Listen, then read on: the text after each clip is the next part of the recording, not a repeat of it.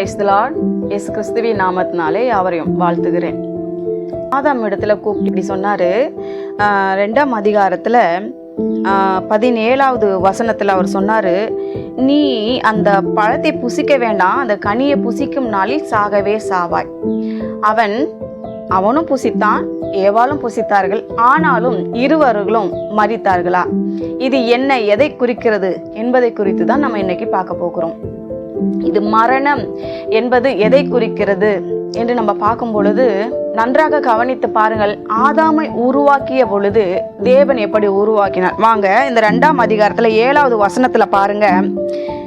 தேவனாகிய கர்த்தர் மனுஷனை பூமியின் மண்ணினால உருவாக்கி ஜீவ சுவாசத்தை அவன் நாசியிலே ஊதினார், மனுஷன் ஜீவ ஆத்மாவானான். 2 வர்றதை நீங்க பார்க்கலாம். சரியா? 2 விஷயங்கள். அதாவது நாசியில ஜீவ சுவாசத்தை ஊதினார், அதனால அந்த மனுஷன் என்ன வானானாம்? ஜீவ ஆத்மா வானான். புரியுதா உங்களுக்கு? இப்போ இவர் என்ன பண்ணாரு? ஏன் அந்த மனுஷன் நீ சாகவே சாவாய் என்று சொன்னார் அப்படின்னா, இப்போ அந்த மனுஷனுக்குள்ள அந்த ஜீவ சுவாசத்தை ஊதினாரா? இவன் பாவம் செய்தான். அதற்கு முன்பாக வரைக்கும் இவர்கள் இருவரும் தேவனோடு பகலின் குளிர்ச்சியான வேளையில உலாவி கொண்டு வந்தார்கள் இல்லையா? தேவன் உலாவினார், இவர்களோடு பேசினார். இவங்க நிர்வாணிகள் என்று அறியாதிருந்தார்கள். கோபம்னா என்ன, பாவம்னா என்ன, பொறாமைன்னா என்ன, அதாவது நிர்வாணம்னா என்னன்னு எதுவுமே தெரியாம எப்படி இருந்தாங்க? மகிமையில இருந்தாங்க. ஆனா என்றைக்கு இந்த கனியை புசித்தாங்களோ, அதை புசித்த உடனே என்ன பண்ணாங்க? எந்த தேவனோடு ஐக்கியமா இருந்தாங்களோ அந்த தேவனை விட்டு என்ன பண்ணாங்க? ஓடி போய் ஒளிந்து கொண்டாங்க. அவங்களுக்கு புரிஞ்சுது இல்லையா? ஐயோ, ஆண்டவர் சொன்னாரு நீ புசிக்காதன்னு சொன்னாரு, நான் புசித்துட்டேன். இப்போ எனக்கு முந்தி இருந்ததை காட்டிலும் இப்ப எனக்கு வித்தியாசமா இருக்கு. அப்ப நான் ஏதோ ஒரு தப்பு பண்ணிட்டேன். அப்ப ஆண்டவர் வந்தா என்னை அந்த கேள்வி கேட்பாரு, ஏன்னா அவர் சொன்னாரு, அதனால என்னை கேள்வி கேட்பாருன்னு சொல்லிட்டு அவன் என்ன பண்றான்? உணர்ந்த உடனே ஓடி போய் அந்த மரங்களுக்கு இடையில ஒளிந்து கொள்ளுகிறான். அப்போ நீங்க நன்றாக கவனித்து பாருங்க. அந்த நேரத்துல ஏன் மரணத்தை குறிக்கிறதுனா, அவன் தேவனை விட்டு பிரிந்து போகிறான், தேவனோடு இருக்கிற ஐக்கியத்தை பிரித்து கொள்ளுகிறான். சரி, இந்த 2 பார்த்தோம் இல்லையா? ஜீவ சுவாசம், ஜீவ ஆத்மா. இந்த 2 பாருங்க. இந்த 2த்துலயும் இருந்து தேவன் ஒரு காரியத்தை பிரித்து எடுக்கிறார். என்ன பண்ணாரு? ஜீவ சுவாசத்தை அவனுக்குள்ள ஊதினாரா? ஊதின உடனே இவன் பாவம் செய்து என்ன பண்ணான்? பாவியா மாறிட்டான், சபிக்கப்பட்டவனா மாறிட்டான். பரிசுத்த தேவனிடத்துல எந்த பாவியும் கிட்ட போய் நெருங்க முடியாது. சரியா? அவரை பார்க்க முடியாது.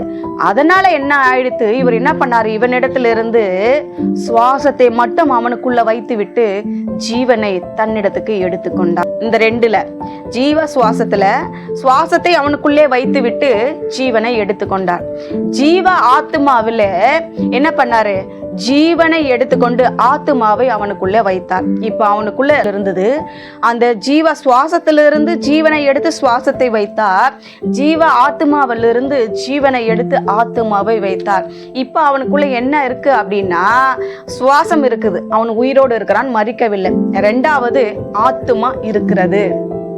நம்ம ஒரு அறுவடைக்கு போகிறோம், இல்ல சுவிசேஷம் சொல்ல போகிறோம்னா நம்ம என்ன சொல்றோம்? பாவம் செய்கிற ஆத்துமா சாகும். இனிமே அந்த மனுஷனுக்கு பெயர் என்ன? ஆத்துமா. அப்படிதானே நம்ம சொல்றோம்.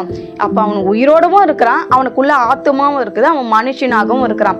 அப்ப எதுல அந்த மரணம் வந்ததுன்னா, அந்த மரணம் என்பதற்கான அர்த்தம் என்னன்னா, தேவனோடு இருந்து அவனுடைய ஐக்கியத்தை பிரித்து கொண்டு வந்து விட்டான். கீழ்ப்படியாததுனால வந்ததான ஒரு பிரிவினை. தேவனோடு ஒன்றாய் இருந்தான், அதனால அவன் என்ன பண்ணான்? பாவம் செய்ததுனால அவரை பார்க்க முடியாது, அவரை தரிசிக்க முடியாது. பாருங்க, அந்த வசனத்துல சொல்லப்பட்டிருக்கிறது, அவர் சந்நிதியை விட்டு விலகி ஓடினார்கள் என்று வேதத்துல எழுதியிருக்கு. சந்நிதி என்பது என்னது தெரியுமா? பரலோகத்தை குறிக்கிறது. தேவனுடைய சந்நிதி எங்க இருக்கு? பரலோகத்தில் இருக்கு. அவர் சந்நிதிக்கு விலகி, அப்போ அவங்க என்ன பண்ணாங்க, தேவ சாயல்ல சிருஷ்டிக்கப்பட்டாங்க. அவங்களுடைய மொத்த குணாதிசயங்களும் தேவனை போலவே இருந்தது. பாவம் நான் என்னன்னு தெரியாம பரிசுத்தமா எப்போதும் ஆண்டவரோடு கூட உலாவி, ஆண்டவரோடு கூட பேசி, ஆண்டவருக்கு கீழ்ப்படிந்த, ஆண்டவருடைய எல்லா சொற்களின் படி கேட்டு நடந்து அங்க சந்தோஷமா இருந்தார்கள். அவங்க என்ன இருந்தாங்க, சந்நிதிக்குள் இருந்தார்கள். இப்போ அது விட்டு விலகினதுனால என்ன ஆச்சு, சந்நிதியை விட்டு தூர விலகி வந்து விட்டார்கள். எனவே இது மரணம். மரணம் என்பது எதை குறிக்குதுன்னா, சாகவே சாவா என்ற அந்த வார்த்தை எதை குறிக்கிறது அப்படின்னா, தேவனை விட்டு பிரிந்து போகிற காரியத்தை குறிக்கிறது. தேவன் என்ன பண்ணாரு, சுவாசத்தை வைத்து ஜீவனை எடுத்துக்கொண்டார். இந்த ஜீவனை கொடுக்கும்படியாக தான் தம்முடைய குமாரனாக இயேசு கிறிஸ்துவை அனுப்பி சிலுவையில், நான் ஏற்கனவே சொல்லி இருக்கிறபடி, ஜீவனை அவருக்குள் இருந்த அந்த நித்திய ஜீவனை எடுத்து நமக்குள் வைத்து விட்டு, நமக்குள் இருந்த பாவத்தை எடுத்து அவருக்குள்ள வைத்து சிலுவையில ஆணி எடுத்து இவ்விதமாக உலகத்தையும் சாத்தானையும் ஜெயித்தார். எல்லா பாவத்தையும் சாபத்தையும் முறித்தார் என்று நம்ம பார்க்கிறோம். இதுதான் அதனுடைய அர்த்தம். இந்த வார்த்தைகளை நீங்க அநேகருக்கு பகிர்ந்து கொள்ளுங்கள். புதிதாய் பார்க்கிறவங்க சப்ஸ்கிரைப் செய்து பார்த்து கொள்ளுங்க. ஃபாலோ பண்ணாதவங்க ஃபாலோ பண்ணிக்கோங்க. அநேகருக்கு இதை அனுப்பி கொடுங்க. பிரயோஜனமா இருக்கும்படி உதவி செய்யுங்க. ஜெபிக்கலாமா? நல்ல தகப்பனே, இந்த வேலைக்காக நன்றி செலுத்துகிறார் ராஜா. இந்த வேலையிலும் கூட தகப்பனே, அப்பா, ஒரு தேவனை விட்டு பிரிந்து போகிறது சாகவே சாவா என்று சொன்ன வார்த்தையின் அர்த்தத்தை இந்த ஜனங்கள் அறிந்து கொண்டு அதன்படி வாழ உதவி செய்யுங்க. இன்றைக்கும் கூட அவங்க தேவனுடைய கட்டளையும் மீறி நடக்கும் பொழுது, கீழ்ப்படியாமல் இருக்கும் பொழுது, செவி கொடுக்காமல் இருக்கும் போது, ஜெபிக்காமல் இருக்கும் பொழுது, வேதத்தை வாசிக்காமல் இருக்கும் பொழுது, அவங்க தேவனை விட்டு பிரிந்து போவதற்கு சமமா இருக்கிறது என்று உணர்ந்து செயல்பட உதவி செய்யும். இயேசுவின் நாமத்தில் ஜெபிக்கிறோம் பிதாவே, ஆமென்.